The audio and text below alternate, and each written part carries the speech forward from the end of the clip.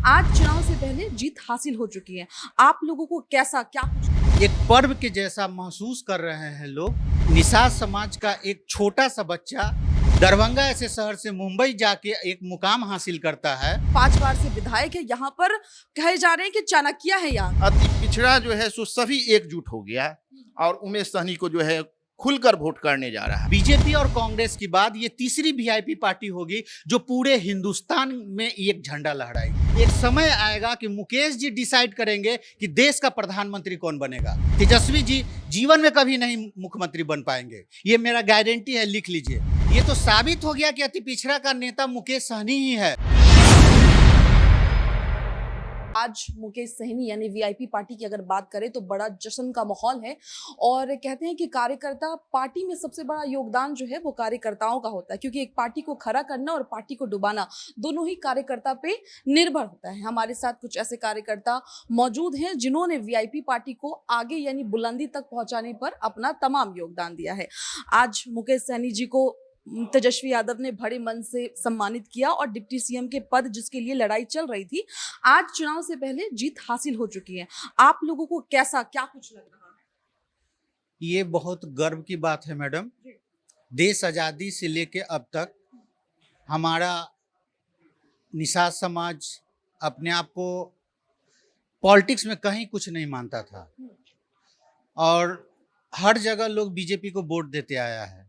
लेकिन ये पहली बार ऐसा जो उत्साह है हमारे समाज में, एक पर्व के जैसा महसूस कर रहे हैं लोग कि निषाद समाज का एक छोटा सा बच्चा जो 200 रुपया लेके दरभंगा से गया था, वो एक छोटा सा बच्चा इतने अपने संघर्षों के बदौलत इतना मुकाम हासिल किया और उस मुकाम हासिल करते हुए हमारे बिहार में आने के बाद उन्होंने महसूस किया कि हमारा देश के अंदर, बिहार के अंदर 14% के करीब आबादी है, वो 22 कुड़ी में बटा हुआ है, तो हम अपने समाज के लिए क्यों ना करें। 2% के लोग हैं जो देश को, बिहार को चला रहे हैं, हमारा तो 14% की आबादी है, मैं क्यों नहीं कर सकता। तो उनके पास खोने के लिए कुछ नहीं था, उन्होंने अपने कर्मों के बदौलत अपना सब कुछ प्राप्त किया। तो उन्हें ये एहसास हुआ कि क्यों ना हम अब अपने समाज के लिए काम करें और वो लगातार संघर्ष करते रहे। 2014 में मुझे पहली बार उनसे मुलाकात हुई थी मौर्या होटल में। मैं भी निषाद समाज से आता हूँ, चाई समाज से, हाजीपुर वैशाली में मेरा घर हुआ। मैं भी अपने संघर्ष के बदौलत, मेरे पिताजी सब्जी का कारोबार करते थे होलसेल का, मैं एक साधारण घर से निकल कर आया और मैं भी एक बचपन में सपना देखा था कि एक प्रोफेसर बनूं, आईएएस बनूं, लेकिन मैं प्रोफेसर बन पाया हूं, जेपी यूनिवर्सिटी में हूं असिस्टेंट प्रोफेसर। तो मैं संघर्ष क्या होता है, गरीबी क्या होता है, वो मैंने बहुत करीब से देखा है।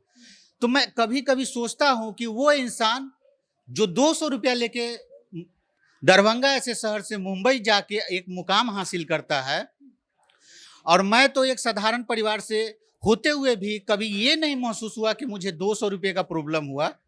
जो भी घर से मांगा मुझे मिला। पार्टी में एक खुशी का माहौल है, आज बड़ा दिन है।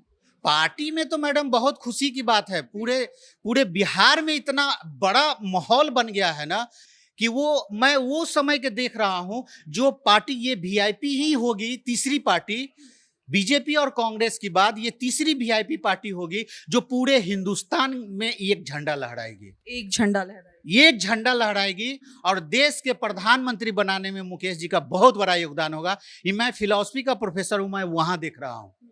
क्योंकि प्रधानमंत्री बनाने या बनने के अब सपने? मैं अभी तो मुझे बनाना है लोगों, अभी शुरुआत है। अभी तो ये सीढ़ी का फर्स्ट स्टेप मुकेश जी ने रखा है और मैं वो वहां देख रहा हूं। एक समय आएगा कि मुकेश जी डिसाइड करेंगे कि देश का प्रधानमंत्री कौन बनेगा, मुख्यमंत्री कौन बनेगा। आज तो ये साबित कर दिया ना मुकेश जी कि बिहार का सीएम कौन होगा। अति पिछड़ा का बेटा डिसाइड किया है कि सीएम कौन होगा। अगर अति पिछड़ा को हटा दिया जाए, तेजस्वी जी जीवन में कभी नहीं मुख्यमंत्री बन पाएंगे, ये मेरा गारंटी है, लिख लीजिए। तो कहीं ना कहीं सीएम बनने में 100% योगदान अति पिछड़ा समाज का होगा, जिसमें मुखी। मतलब आप ये कहना चाहते हैं कि सन ऑफ मल्ला कहे जाने वाले मुकेश सहनी अब सन ऑफ अति पिछड़ा कहे जा रहे हैं? अति पिछड़ा तो ये तो साबित हो गया ना। तमाम लोगों का योगदान एक साथ है। ये तो साबित हो गया कि अति पिछड़ा का नेता मुकेश सहनी ही है। मुकेश सहनी। हाँ, सरकार बनेगी, डिप्टी सीएम बनेंगे, वो पूरे अति पिछड़ा को नेतृत्व करेंगे। इस बार अगर चुनाव जीत जाते हैं यहाँ पर वीआईपी पार्टी की तरफ से उमेश सहनी जी खड़े हैं और जनता का कहीं ना कहीं एक विश्वास भी उनके प्रति होता जा रहा है। जिस तरीके से वो आगे बढ़ रहे हैं और सामने में जो टक्कर दे रहे हैं वो भी दमदार हैं। 5 बार से विधायक है, यहाँ पर कहे जा रहे हैं कि चाणक्य है यहाँ के, उसको कैसे क्या कुछ मात देंगे आपके नेता? निश्चित रूप से मात देंगे, क्योंकि आज दरभंगा शहरी विधानसभा के अंतर्गत जो जातीय समीकरण बना हुआ है उसमें सबसे ऊपर जो है उमेश सहनी है। हर जातियों का जो है सो सपोर्ट है। जाति की राजनीति यहाँ भी होगी। देखिए, जाति की राजनीति तो सभी जगह है और अति पिछड़ा समाज का जो है बेटा को जो है टिकट देने का काम किया है महागठबंधन, तो अति पिछड़ा जो है सो सभी एकजुट हो गया और उमेश सहनी को जो है खुलकर वोट करने जा रहा है इस बार। हाँ, निश्चित। माहौल क्या कुछ लग रहा है? आप लोग कार्यकर्ता हैं, आप लगातार जनता से मुखातिब हो रहे हैं, क्या कुछ माहौल में बदलाव लग रहा है? मैडम, मैं यहाँ पे 4-5 दिन से घूम रहा हूँ उमेश जी के साथ में। मैं पटना में रहता हूँ, तो एक साधारण महिला को मैं देखा जो बाहर की दुनिया से मतलब नहीं रखती है, वो घर में खाना बनाती है। मैं वहां गया तो बोल रही है कि आप जाइए ना, आपको कोई नहीं हरा सकता है। तो ऐसे मैं पूरे अभी तक कम से कम 5-6 पंचायत में मैं घुमा हूँ, 100% लोग बोल रहे हैं कि आपको जीतने से कोई नहीं रोक सकता है। और अब मैं आज जो बीजेपी के विधायक हैं यहाँ पे, वो उनको मैं घूमते देखा, हम लोग से करीब करीब 8-9 जगह टकराए हैं। 25 से 30 लोग थे उनके साथ में, मात्र 25 से 30। और हम लोग के पास एक हुजूम था, उनको देख के घबराहट हुआ, देख के हाथ मिलाए, बोले कि ठीक है उमेश जी धन्यवाद, और वो चले गए। तो उनके अंदर एक इतना डर, लड़खड़ाहट दिखा। मैं करीब से उनके पास खड़ा होकर सुना कि वो लड़खड़ा के, बोलने में लड़खड़ा के वो चले गए, आगे बढ़ गए। ये तो चुनाव से पहले जीत का सिंबल है आप लोगों के लिए। मैं गारंटी करता हूं कि उमेश जी को यहां से कोई नहीं हरा सकता है। मैं बोल रहा हूं आपके माइक पे, आप देख लीजिएगा, जब रिजल्ट आएगा तो 20,000 प्लस वोटों से उमेश जी जीतेंगे यहाँ से। क्या कुछ आपके समाज का योगदान? अभी मुकेश सहनी जी जिस तरीके से आगे बढ़ रहे हैं और डिप्टी सीएम के पद के लिए भी अब बड़ी घोषणा हो गई है, पूरे बिहार में एक अलग सा माहौल बन गया है। कल जो घोषणा हुई है डिप्टी सीएम के पद के लिए, अति पिछड़ा के बेटा को जो है सो डिप्टी सीएम बनाया जाएगा, तो इससे एक अलग माहौल पूरे बिहार में ही नहीं पूरे देश में बन गया है। और जितने भी अति पिछड़ा समाज के लोग हैं वो सभी इनके सपोर्ट में आज खड़े हो चुके हैं। और आपके समाज का कितना लगभग वोट जाता है इनकी सेना में? लगभग सभी 100%। परसेंट अगर परसेंटेज में निकाल के बात लगभग 2% का जो है सो आबादी हम लोगों का भी है। जी 2% की आबादी जो है सो नुनिया समाज का भी है, वो भी जाता है। हाँ, निश्चित रूप से। और ये अभी जो दरभंगा शहरी विधानसभा का जो भी वोटर है हमारे समाज का, नुनिया समाज का, वो सभी इस बार वोट करेंगे। हाँ, सभी है कि इस बार यहाँ से उमेश सहनी निकलेंगे 100% मैडम। मैं जो देखा हूँ, जितना मैं घूम रहा हूँ साथ में, 110% ये जीतेंगे यहाँ से। आप भी लगातार चुनाव कैंपेनिंग में जा रहे हैं, लोगों से मुखातिब हो रहे हैं, क्या कुछ आपको माहौल में तब्दीली लग रहा है, क्या कुछ अलग दिख रहा है? इस बार जो है ना, सभी लोग चाह रहे हैं कि बदलाव।